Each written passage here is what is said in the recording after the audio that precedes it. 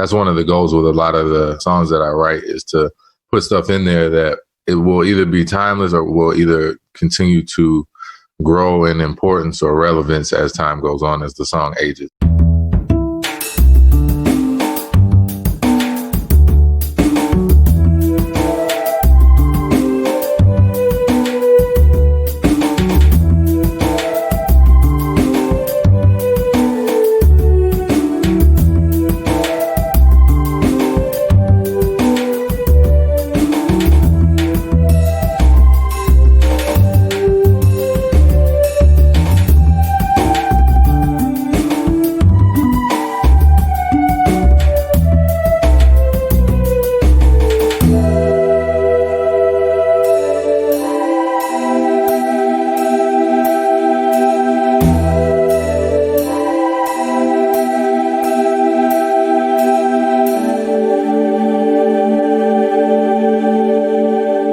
Welcome to Champaign is Also a Band podcast. Today, we're going to be talking with Bardo and James Treichler. Bardo has always performed as a solo work. However, he did mention that back in high school, he was in a group called Black Cotton. And James, you may know from a long list of bands: Turbo Pascal, Crazy Marvin, Sangamon, Matt Carter Band, The Dirty Feathers, Elsinore, Tang Dynasty, Emily Blue, and Mermaid Heaven. So, Bardo and James, welcome to the show. Thanks, man. Thanks. Good to see you again, Sven. It's been a while. Today, we're going to be listening to the song Tranquila. Without further ado, as I love to say, let's listen to the song.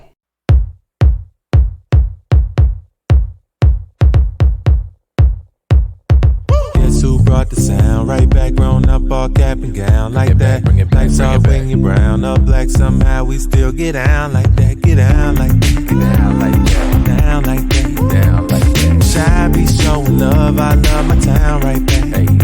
It's the right time, and I see you in my sight line. Oh, but baby, I'm taking my time, 'cause you never gon' know when you need a lifeline.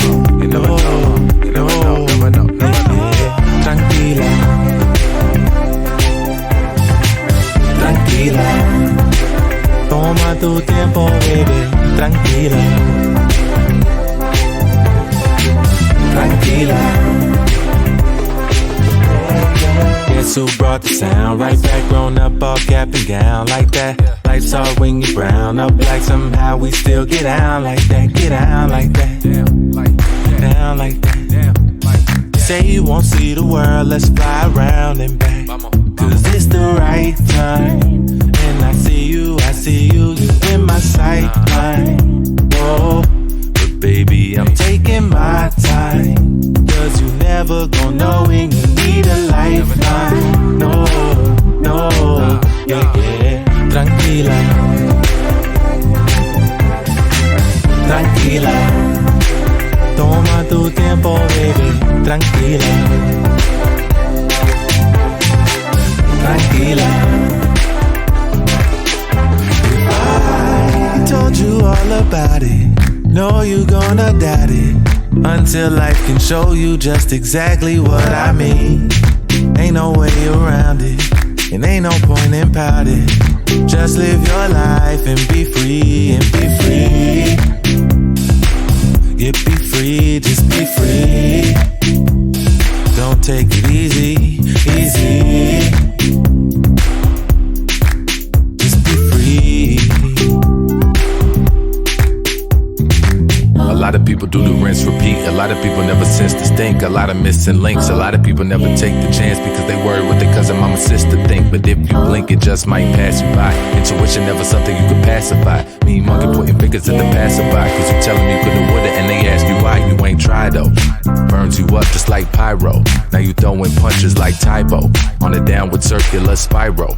But it is what it is, we adapt, adjust. Trying to leave a better world for those after us. If I put it in a verse, I can back it up. Gon' hit them with the chorus, 'cause I rapped enough. Let me wrap it up. What? Tranquila, tranquila. Toma tu tiempo, baby. Tranquila, tranquila.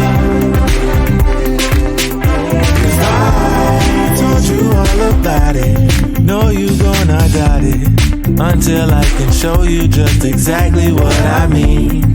Ain't no way around it, and ain't no point in pouting. Just live your life and be free, and be free.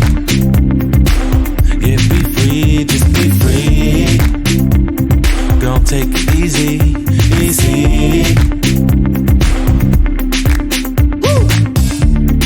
Just live your life and be free.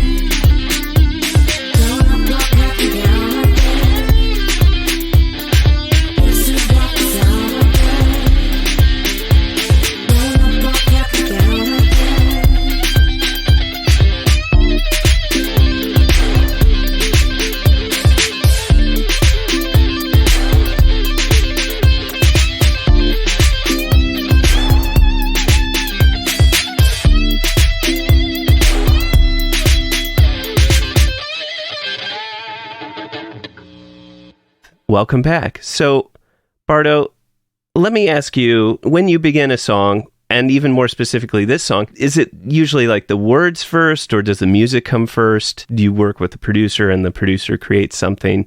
How does that usually work? I would say probably 7 times out of 10, it starts with the music. And yeah, you could say I work with a producer. I mean, I kind of look at myself as going through production phases and then going through writing phases and then going through promotion phases. So during my production phase, I just kind of just make as much stuff as possible. I'm just throwing as many ideas at the wall as possible. And this was actually one that I was just kind of in a nice little groove, working on a lot of different music. And initially, when I first kind of put the chords and the drums together, I was like, man, this would work really well for something with Family of Geniuses, because I had been talking to Adam and Augie from Family of Geniuses, one of my favorite bands up in Chicago and the scene up there. I initially presented it to them as some sort of collaboration. Slowly, I kept listening to it because I liked it. I was just listening to it in the car, and slowly the words started to come. And that's normally how it goes. I try not to put a lot of pressure on the words. Initially, I just try to like live with it and see how it makes me feel and the energy that I'm getting from it, and just kind of work off that. I think that's how I went with this one as well. Just out of curiosity, when the words started coming, what was the first thing that kind of came out in writing the words? Like, was it the verse or was it the chorus, the bridge, something like that? How did that start out? Definitely started with the first thing you hear on the song is the first thing that I came up with. Guess Who Brought the Sound Right Back? I kept playing with that melody because I thought it just sounded cool. It was really bouncy. I liked how it felt over the rhythm that I had established with the drums and everything. So I kind of just started building off of that because I thought it was fun. And the words came pretty closely to how they are in the actual song. It was the first verse first, then I came up with the hook, which was obviously super simple. For a long time, I had the first verse repeating over again in the second verse, word for word, verbatim, just because I thought it was cool. I thought it was strong. There's quite a few songs that I like that do that. It's an interesting effect. It's just really simple, but if it's catchy enough, it makes it stick in your head even more. It Girl by Pharrell being one of those that comes to mind. And then eventually I started tweaking a little bit with the verse to create the second verse. But if you hear it, it's really not that much different from the first. It's still pretty close to that original melody and cadence. The bridge came in last. That was quite a late addition, but I think that was what kind of brought everything together. And then obviously we had Jazz Lisette on there, sprinkling all that just wonderful goodness, vocal butter all over the whole thing. Yeah, sounds good. When you start working on your pieces, do you usually work some of these things out on like the keyboard, or like how do you construct your pieces together and just build, or do you start off with like a drum part and then build the music over it? I pretty much always start with either keys or drums. Occasionally there's a bass line that comes in, but for this one, yeah, it actually did. It started off, I'm pretty sure it was drums first. If you listen, I don't know, somebody said it sounded like a gunshot, but there's like a snare in there that's like real big. And I've been listening to Kids See Ghosts. Kids See Ghosts had just come out not too long before that. And I was listening to that first track, Feel the Love, and I was like, man, this is crazy. It's, it's kind of a little bit more of like a marchy sort of a rhythm to it. I was pretty inspired by that. I was like, man, I want some drums that are real hard like that, but it's still bouncy and something you could dance to.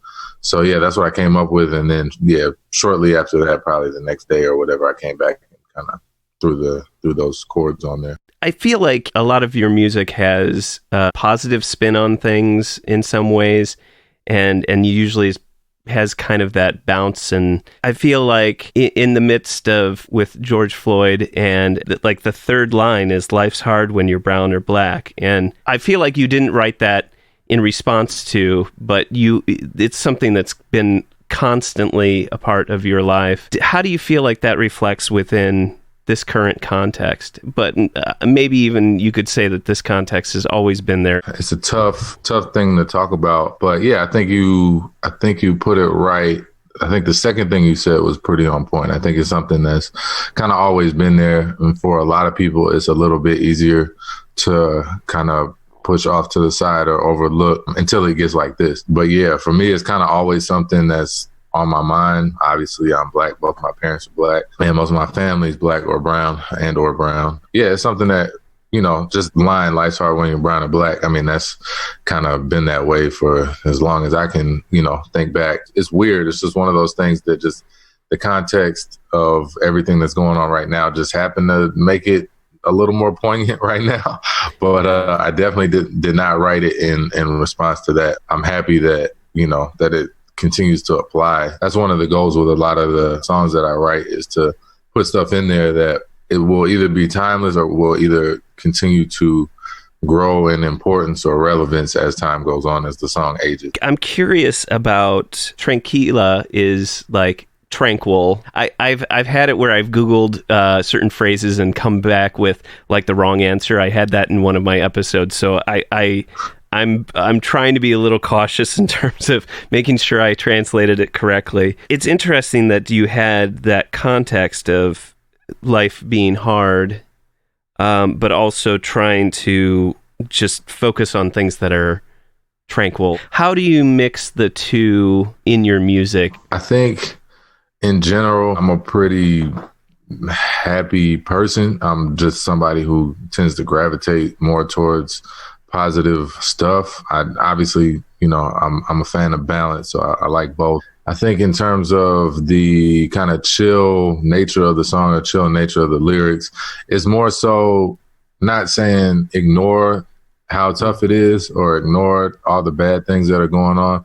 But in the hook, I say, toma tu tiempo, baby, like take your time. As much as this particular moment feels like, oh man, the world's on fire, this is crazy, what's going to happen? It's a long fight if you are brown or black. It's a lifetime fight. I don't know. For me personally, I don't want to burn out. So it's kind of one of those things. You got to pace yourself with all this stuff, even with everything that's going on social media, with all the George Floyd coverage and everything. I don't know about you guys, but I can't be on my phone all day long looking at that. I tried that a couple of days and it was too much. It's crazy. And that's not ignoring what's going on. It's just pacing yourself, because it's a long fight. And if anything is going to change or any positive is going to come from this, it's going to be over the course of probably some months and years and decades. It's not going to all happen in these first few days. So that's really kind of what I meant with saying Tranquila.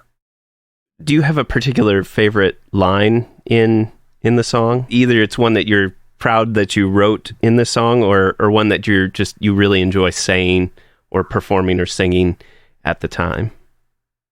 Man, that's a good question. Favorite line? I mean, I really like the "Life's hard when you're brown and black." When I wrote that and fit that into the melody, I was like, oh yeah, it felt good to say, because it was true. and it rhymed and it fit in and everything. So, and the "somehow we still get down" like that is very, to me, is kind of sums up what I've experienced as the black experience. It's like, we get mistreated, we get murdered, we get the short end of the stick in most ways in society, but somehow we still are able to, provide all this amazing culture and all these amazing people, and, just everything that we contribute comes from that in spite of that. I think also first few lines of the rap verse, I was pretty happy with. I enjoy rapping those. A lot of people do the rinse repeat. A lot of people never sense the stink. A lot of missing links. A lot of people never take the chance because they worried what their cousin, mama, sister think. That was just something I was really focused on the time when I was writing. It was like, man, why don't more people kind of go for what they love or go for their passion, and why do people settle and all that kind of stuff.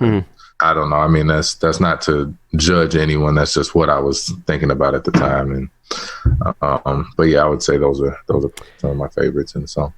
So I'm gonna just jump a little bit over to both you and James. Like, how did your collaboration come about, where you're out and performing together and maybe working on songs together, that kind of thing? How did that happen? Yeah, I kind of remember, I think this was right around the time I was kind of wrapping up helping Pogo Studio that used to be here in Champaign. Yeah. Mark Rubal was making the move to Nashville. I was running Pogo kind of in the interim phase. And so we were still just getting clients rolling in the door. One of those was Bardo. You were like nearing the end of your time at U of I, right? Were you a senior? Yep.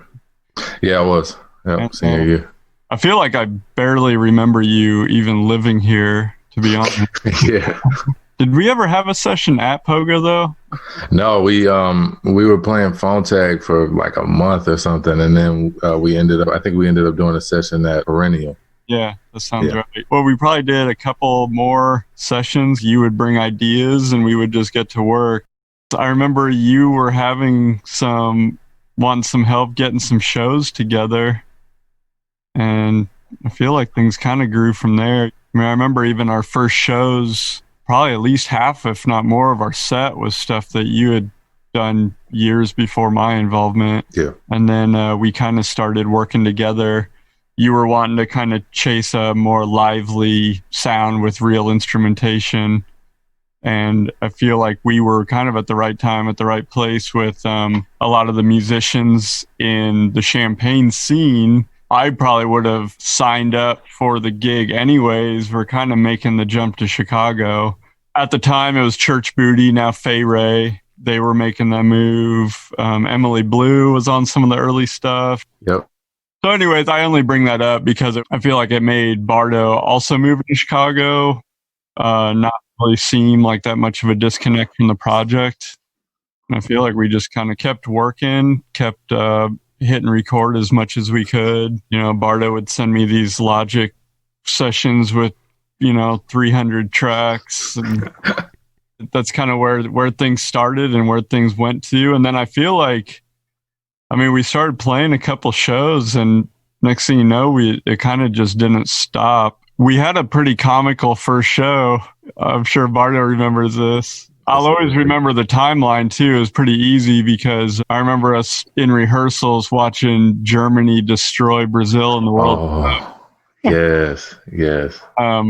Was it like 7-0 or whatever? Yeah. Yeah. That's right. The craziest part of it was that we were like so happy to be like opening this show at Lincoln Hall, and through a series of pretty wild events, like multiple groups dropped off, and our first show was headlining Lincoln Hall. Yep. Which is just terrifying because we had never played a note out in public together. I had never even heard any of our samples through a really even more of a PA than like studio speakers. I remember running the first like 808 samples through the Lincoln Hall system, and like the front of house guy just gave me a look like, yo, man. It was just completely like destroying their system. So we learned some things pretty quick. Yeah, that was we definitely got thrown into the fire on that first one. But I remember thinking like, well, hey, if we can do this one, then I think we'll be all right. We got through it, kept going. We've played a lot of stages since and learned a lot from all of them. But I think jumping into the fire on that first one. I think this goes for not only Bardo's music, with the albums, but kind of the cast of characters around everything. I think it's a really positive, cool thing. But he sends me tracks all the time that I'm like, yo, who's singing? Like, yo, who's playing horns? Like, a lot of times I don't know. And it's a lot of him putting in the work with, relationships, crafting a sound, who would be best for this, like who wants to collaborate. But the same has always kind of gone for our shows too. We've probably played a few dozen shows, just him and I kind of doing our thing. And we've played shows with 7 and 8 piece bands before too. It's keeps you on your toes. I mean, I always like that, for the most part. We've had a couple times when it's obviously makes things a little more complicated when you're trying to figure out schedules for 8 people and transportation, but that's part of being in any band. We've kind of always kept a very open door to collaboration. And that's to Bardo's credit more than mine for sure. So I actually really appreciate the live sound between the two of you, just because you've got, I want to say you have a healthy mix of the analog and the digital samples. It's different than having a DJ sit behind you, Bardo, and to have the acoustic instruments playing in the background, laying down the beat, and then the other parts getting laid in over the sample. It's just, I think that's a great sound, and I think you both have your own personas in terms of how you perform, but I feel like the interaction between you two, there's this great vibe. It's been a while since I've seen you, but I'm hoping that when we return back to performing, that you'll come down and play Champaign Urbana at some time. I appreciate that. You appreciate the live aspect of what we got going on. When James and I met and started working together, I think it was just perfect timing because I started to, I don't want to say grow out of the hip hop box per se, but I started to kind of look elsewhere, look at different genres. I was really getting into reggae. I was getting into early, 70s, 60s, 70s rock, all that kind of stuff, just stuff with more live instruments. And I remember, I don't know who I saw live. It might have been the Roots or something like that. But I remember seeing, live drums and feeling the live drums at the show and feeling that real kick drum and that feeling that reverberates throughout the whole crowd when the drummer hits that. And I was just like, man, that's so much different than, don't get me wrong, an 808 is amazing. It's great, but it's a whole different feeling. And I was like, man, I want that feeling. That's all I really knew. I was like, man, I want that. I remember seeing formerly Church Booty, as James said, but now Fay Ray. I remember seeing them perform and just being like, man, I like that dude on the keys, man. I need that, I need that sauce that he's got over there, man. He's, he's killing it, but also just the feel of, live, electric keyboards and real horns and all that kind of stuff. I think Channel Orange by Frank Ocean was very influential for me and kind of leading me down that direction of trying to make things a little bit more musical. At least for me, the thing that really got me excited about working with James was that I kind of expressed all of that to him early on. And he was like, oh yeah, okay, cool. Yeah, we could do that. Yeah, I've been listening to this too. This will work. I know this guy. I know that guy. And I was like, what? Are you kidding me? Because, I started, doing traditional hip hop. And it's not to say that people within hip hop don't think that way, but it's not always the first thought or the first resources. Let me go call up this sax player, this young dude, see what he can put down. Or, yo, I got this singer who was Emily Blue at the time. I got this singer in the studio. I showed her this song. You mind if she hops on it real quick? And I'm like, yeah, of course, whatever. So like James said, it definitely has been a pretty open door when it comes to collaborations, but very natural too. Not something that we really ever force, I don't think. I'm never like, oh man, I need a verse for this, or I need this or that. It's just kind of, I think over time we've kind of sort of started to put together the pieces of what makes the sound. Go after collaborations that will help aid in creating that sound. Very instrumental to kind of even forming the group out was our friend Adam. Bardo and Adam had been roommates the last 2 years or so, something like that. Yep. And Adam and I were actually just joking about this not too long ago because we've had kind of been acquaintances before any of this. I always greatly admired his playing, but just we lived in different towns and that's kind of how it goes. And I was working on the Bardo stuff. We wanted to kind of fill out the group a little bit. I remember we played was it Velvet Lounge? Yep. Yeah, yep. Adam jumped on. Yep. And, Adam's a super prepared, totally professional musician. And this was his first gig. I remember I showed up and had forgotten a snare drum. I kind of bring that up on that same note of it was pretty wild being able to immediately fill in any need. You know, the idea that we would just be like, yo, let's add musicians in a matter of like a week or two. We had like a super slamming band that was ready to do it. And then Adam's now the bass player in Elsinore as well. Bardo, we had talked about this kind of briefly about how this song, Tranquila, you're hoping that it's going to be a part of a larger piece of work, an album or an EP. So what's going to be the concept with this album that you're working on? I consider myself an album artist 100%. When we started throwing around the idea of putting out singles, and it was a little weird because it's hard for me to even, how do I put it? Is when I like making music knowing that it's going to live somewhere bigger, or that it's going to fit into some bigger concept, so that I can kind of tie some of the themes together across the songs, some of the instrumentation and all that. When I first started trying to plan, okay, I'm drop a single here, drop a single there, it was a little tough because I was like, man, well, these are just kind of living on their own, that I like things to be cohesive. It's weird. I kind of have started to look at it as sort of a hybrid. You know, it's just like, these are still going to come out on this project whenever this project comes out. But for right now, you know, the world needs them right now. So we're just going to, you know, put them out as singles. But I think the cool thing is that, you know, Tranquila and Igual Que Tu might not sound, you know, the single that we just put out might not sound super cohesive, but I think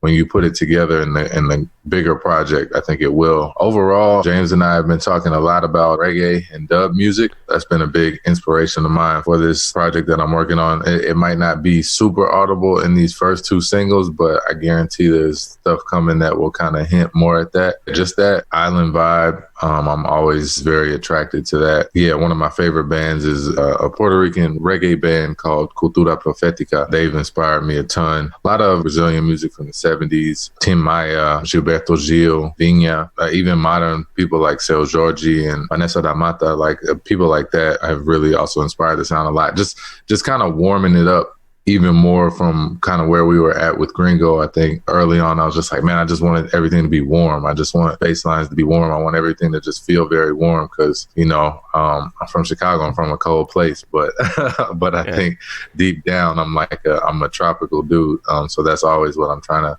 transmit. Thematically, lyrically, I'm just focused on writing stuff that can apply to you, me, James, somebody in, you know, Europe, China, wherever, just kind of more universal themes, and not in a corny way, but just things that go a little bit below the surface, but aren't so deep or specific that, you know, it takes one type of person to relate to it. I just want to make really relatable stuff. I think Bob Marley did a really good job with that. He was always writing stuff that, you know, you didn't have to be from Jamaica to know that when the rain falls, it don't fall on one man's housetop. You know, it's pretty universal. Really focusing on those type of messages, and it's also still giving people something to dance to. You know, I still like those rhythms, those danceable rhythms. So I think those are the main cornerstones of the project right now. I would be remiss if I didn't ask you at least about the video. Again, there's like that sense of fun to it. What was the original inspiration? How did that come about? First off, I got to shout out Talus Films. They're the folks who did the video, who I worked on the video with. Jordan Graves, Maddie, Austin, really super professional team over there. And also the folks at Camera Ambassador really helped out with the gear and just kind of helping get everything together. But I went to Jordan a few months before we shot and just told him that I was very interested in doing something a little bit different. I had worked with them on the Family of Geniuses video. I just want to kick it. And that was really cool. We ended up just real quick.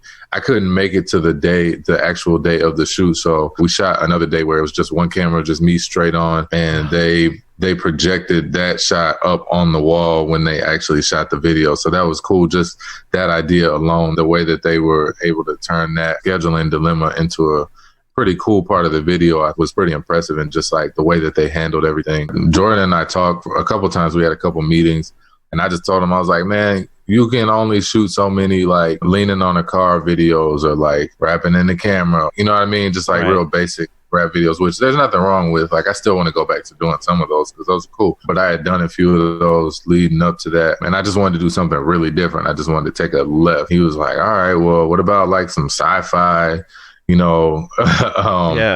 something completely different, something kind of old school, kind of campy, whatever. And he wrote up a treatment, and actually he and Austin both wrote treatments, and we just kind of took the best things from each one and combined them. We ended up with that. It was something that was a surprise for me, even, up to being on set and just looking at the monitor and being like, oh, this is how this is going. Okay, cool. But it was awesome. No, it felt good because I'm normally really, really hands-on with my videos. I edit most of my videos. I co-direct a lot of them. I help shoot some of them. It was kind of nice to take a step back in a way. I had a lot to say creatively, and they were really good about making it feel like I still had a say in what was going on, asking me, did I like this shot? Did I like that shot? How am I feeling about everything? It was cool to kind of hand it over to them a little bit and have something completely new, completely left of what we'd done before come out of it. So, just wanted to catch people off guard and let them know to stay on their toes. We're not following a formula.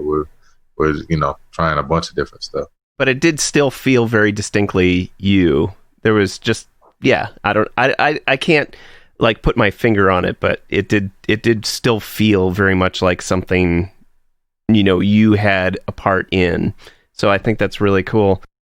I'm gonna just deviate briefly to put James in the hot seat here. James, what is your favorite line from the song? That's a good one. Honestly, like the whole rap verse is just really strong. I mean, I think that's something I know Bardo and I have kind of talked about, is like we kind of turned a corner where you're obviously doing a lot of singing, which has been like great. The last two singles have featured a lot of like rapping doesn't come in until later in the song. It's almost treated like a hidden talent. Obviously, people that come from a rap background wouldn't wait like 2.5 minutes into a song to start rapping. I don't know, that whole verse is pretty strong. I know Bardo and I kind of talk about this a lot too, because sometimes I just have to play devil's advocate as like someone that doesn't speak as many languages. I say that out of humility because I'm always very amazed. Obviously, Bardo doesn't just sit around working on languages. You do this out of like love and respect for other cultures, which I think is a even more admirable reason to do so. You do it from a place of like inclusion in your music. Sometimes as like co-producing, I have to step back and be like, could you explain this lyric to me? And then he does, and I'm like, I totally get it. Cool, thank you. And then I'm like, maybe try to get like a little more of that in there. But honestly, even the ability to do that and keep it in a musical way, I don't feel like you listen to any of the songs and get like baffled or it's like off-putting or anything that there are some language changes. So it's something that's been very deliberate and discussed. It's not just like throwing things at the wall and see what sticks. I mean, I know Bardo talks about shrink the world, kind of this concept of like bridging territories, so to speak. So I think that is a really important part of his music, to be very deliberately stepping through some barriers that, have been there pretty much until very recent times. Just the fact that you can pop a song online and it's, streaming in Brazil like 30 minutes later. Why would you not want to like offer a hand to, make your music at least somewhat inclusive to other audiences? So.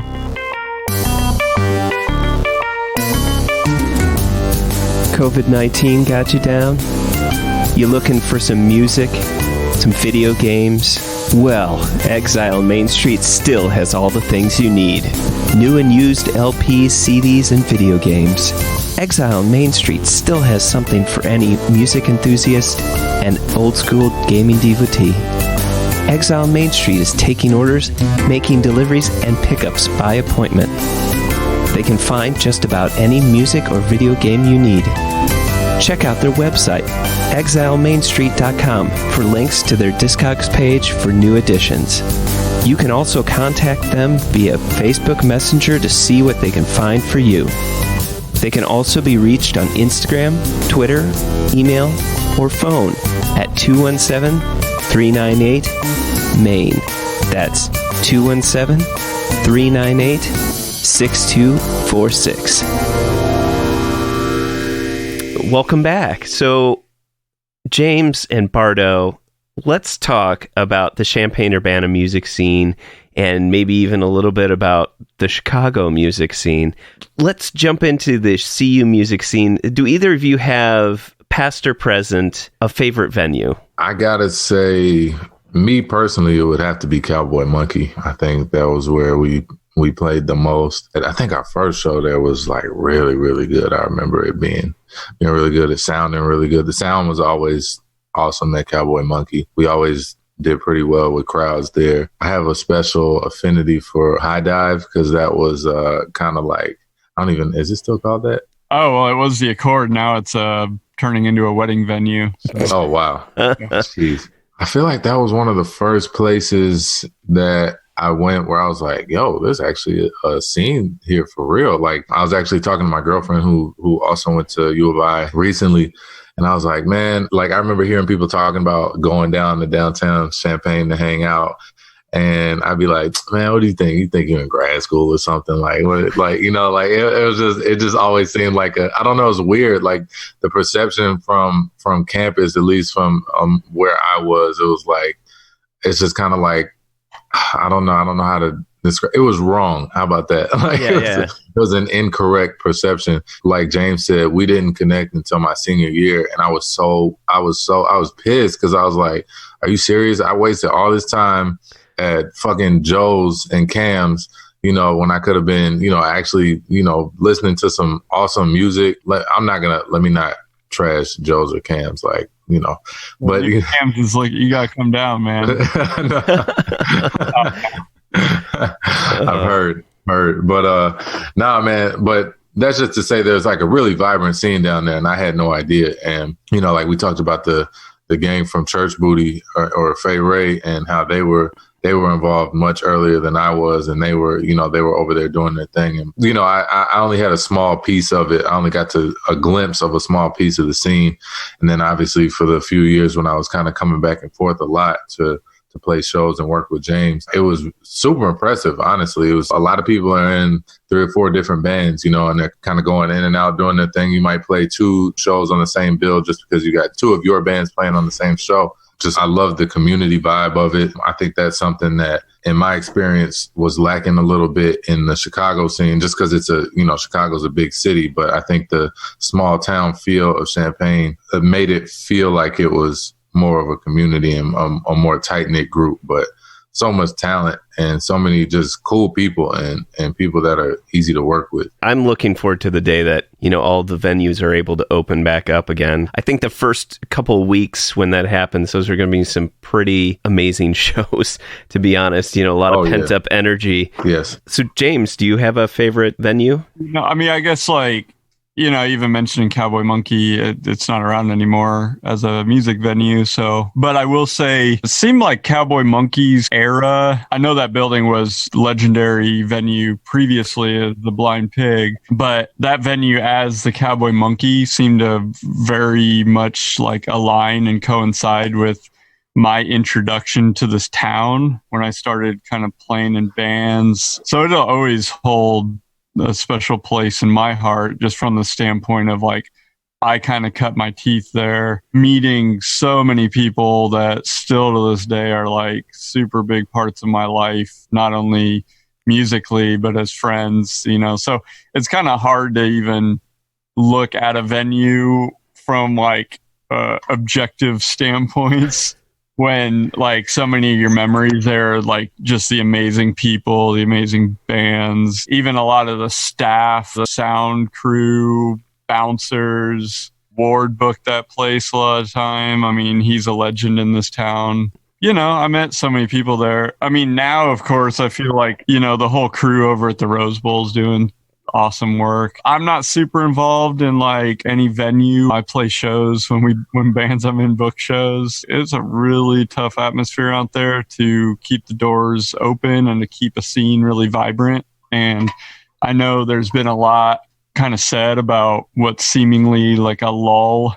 I mean, obviously right now it's a complete shutdown, but even prior to that. But I don't know. I like to think that under the surface, it's just a matter of things kind of reworking themselves a bit. I mean, it is a bummer Monkey's gone, but I know like City Center's trying to like be a thing, and it would be cool to see another venue step up in the absence in downtown Champaign, but I'm pretty hopeful something will happen. You know, if you like really crushed it at Cowboy Monkey for a series of shows, like you get called up to the high dive, you know? It'd always be like, once you get on the high dive stage, it would be kind of a different thing. That was, you know, what about a 400 cap room? It's bigger, you know, big stage of canopy is always real special. I've had some like awesome moments there. As far as just shaping my time in Champaign, it's so much of it's been connected to Cowboy Monkey. I got to shout out Exile on Main too, from sure. Record Store Day, because that was always fun, man. That was always super cool, especially on the days. The couple times we were able to perform inside the record store, that was just, I don't know, it was unique. It was cool. Like James said, like all the different stages that we've played, we've learned something from, and I think I learned a lot playing at Exile, because just having a smaller room and having to still transmit energy but not blow the whole thing out, it was very cool. It was a cool vibe in there whenever we performed. Let's kind of turn this a little bit, because I feel like both of you are seasoned performers. What do you think that, like, in contrast to like Chicago or even just against itself, let's just say for Champaign Urbana, what can Champaign Urbana do better? How could they have a better scene, or how could they be stronger? I mean, I think that's kind of the age-old question. I don't think there's any right immediate answer. We have a huge Big Ten university about a mile away from me. There's like, 40-something thousand potential music showgoers right there, and pulling that into shows seems to be a bigger and bigger divide. U of I is a much more difficult school to get into and go to now. I don't know that going to shows 5 nights a week is like part of the college experience anymore. But on that note, I mean, I think the big thing for me is truly just promoting and trying to find things that people enjoy and come out to. I mean, Bardo can kind of speak on this too, not even just from music scene stuff, but just promoting your music in general. It is an absolute grind, and anyone who doesn't think it's like an absolute full-time job is like, I wish them the best. I mean, I'm as guilty as anyone, but like that's pretty much the beginning and the end of it. And I know how hard Bardo works, especially getting these last couple songs out there. The idea that there's any luck involved with that, I see Bardo shaking his head. It's hard work, and the same goes for bands promoting shows and getting people out. It's just hard work. Yeah, no, I would agree 100% with what James said. Like I said, my time that I spent in the scene, it was a number of years, but it felt really quick. And I'd always kind of lived on campus when I lived in Champaign. So the thing that always jumped out to me was that divide. It really is kind of like two different worlds between campus and then Champaign. But I never knew if that was something that people wanted it to be that way. I'm always cautious to say, well, yeah, you need to just bring everybody from, bring all the students over and get them packing the houses out, and you'll be good. Because I didn't know if that also has the potential to bring a slightly different vibe. The vibe that I experienced in downtown Champaign. When I say mature, I don't mean in age. I just mean like, it's just a little more calm and, respectful. That is not to say that James and I haven't had some awesome times, at Seven Saints, listening to Rugged Sluggish Bone.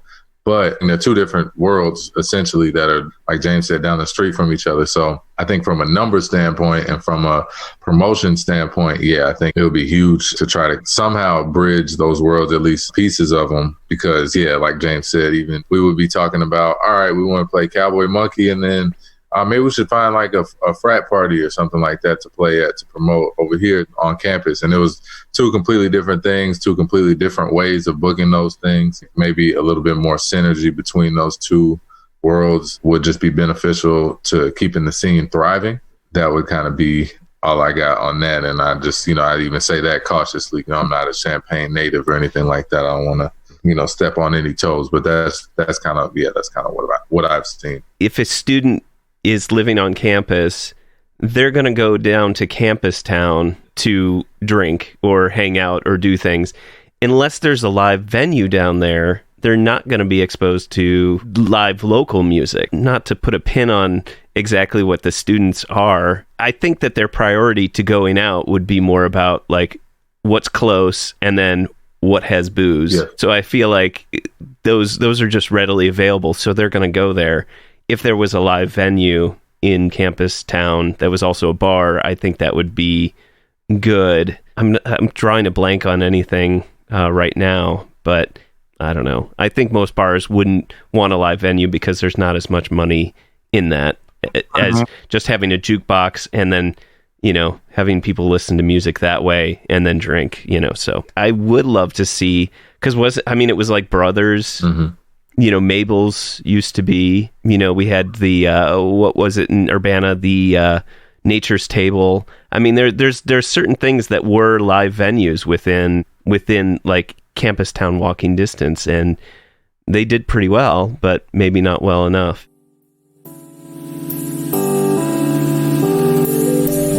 Even in the midst of the current shelter-in-place order, the Jubilee Cafe is continuing to serve packaged, home-cooked meals free to all every Monday evening, 5 to 6:30 p.m.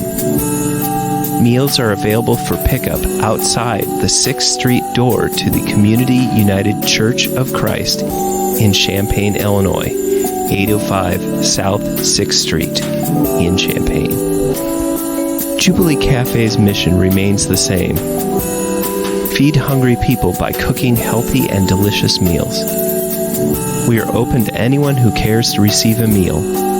For information on the meal or how to volunteer, go to the Jubilee Cafe CUCC Facebook page or email us at jubilee.cafe@community-ucc.org.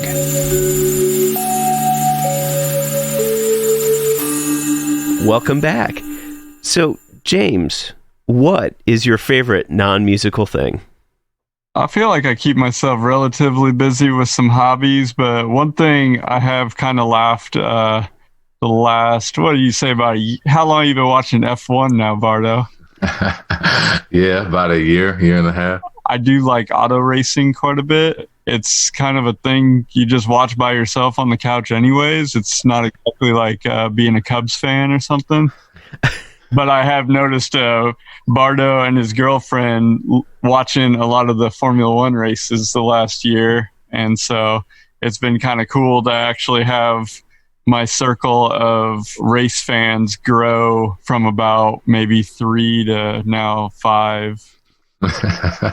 Do you have any desire to go and see like a Formula One race like live? My wife and I went to the one that's in Austin, Texas in November. So yeah, we went out down and did that. It was it was like a week-long trip, and that was just one day of it. I don't know if I could talk her into just only going for a race.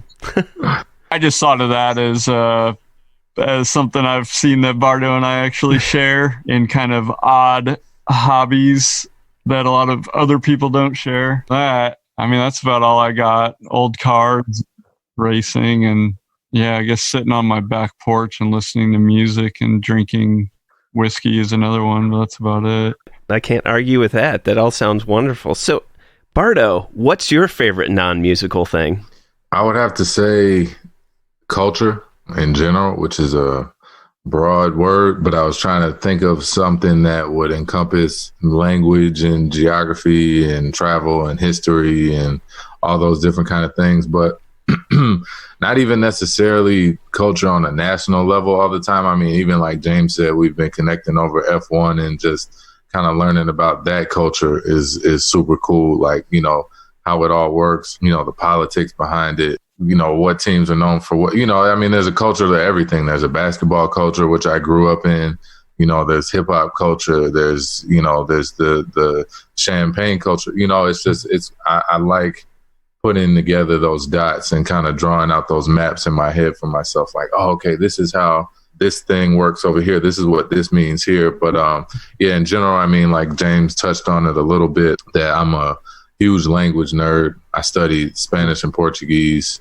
a lot of German and a little bit of Italian at U of I. So that's my main thing. I mean, I do. He said I don't sit around all day studying languages, but I kind of do. That is definitely one of the things I do. I love it. I love, going somewhere and being able to communicate with somebody in their native tongue. It unlocks culture. And I think one of the things, James and I also connect on a lot is, talking about travel and stuff. He's gone to Switzerland quite a few times, and he's told me about it. We've had quite a few conversations about it, and it's at the top of my list just from, kind of talking to James and everything he's told me about. Got to go to Switzerland, whenever this stuff opens back up, we're going to Switzerland, and been trying to get my German a little bit better again and all that. Part of the reason why I have pursued a career in music so hard is just because there's not many other professions that would allow you to travel around and connect with people in the way that you can when you're doing a show somewhere. You're kind of spreading and absorbing culture in that way, in a very symbiotic way is kind of like the dream for me. I traveled around a lot as a little kid because my dad played basketball. I was fortunate enough to live in Europe for a little bit and then in Japan for quite a while as a little kid. I think that really planted the seed for just that hunger for wanting to see as much of the world as I possibly can and shrink the world, like James said. I mean, I don't know anybody who's gotten close to scratching the surface of knowing everything there is to know, even knowing every language in the world. It's kind of one of those things you could go your whole life. You won't hit that ceiling of, okay, I know everything there is to know now. It's similar to music in that way. I do a lot of my stuff on the keyboard, but I'm by no means a technically sound pianist or anything like that. But, as a goal of mine is to continue to get better at the keys and be able to play live and be able to play drum and guitar and all that kind of stuff. It's kind of the same thing, in both of those things with culture or language specifically. And then with music, you can go your whole life and continue to learn. And that's what I'm all about. Bardo, James, thank you so much for being on the show and telling me all about your song, Tranquila, and just talking about the scene, past and present, and favorite non-musical things, and just being able to connect over Skype and be able to talk to both of you and spend that time. I really appreciate it. Thank you so much. Thank you, Sven. Yeah, man. Thanks for having us, man. This was great.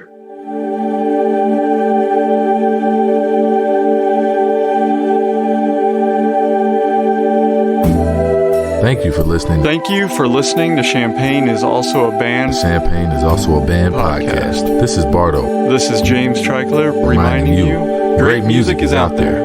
Go find it where you live.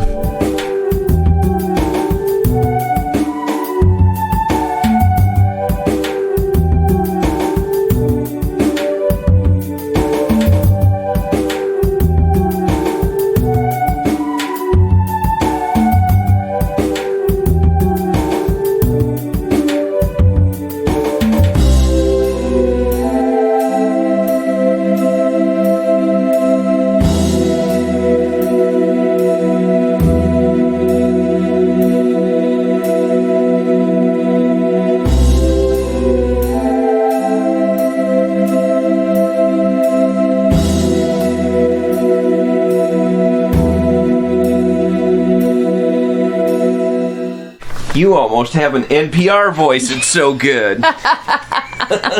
Rubal Studio, South Peter, on the inside. I don't know if you can see my cat back on the chair there. She's super in my business whenever I'm at my computer.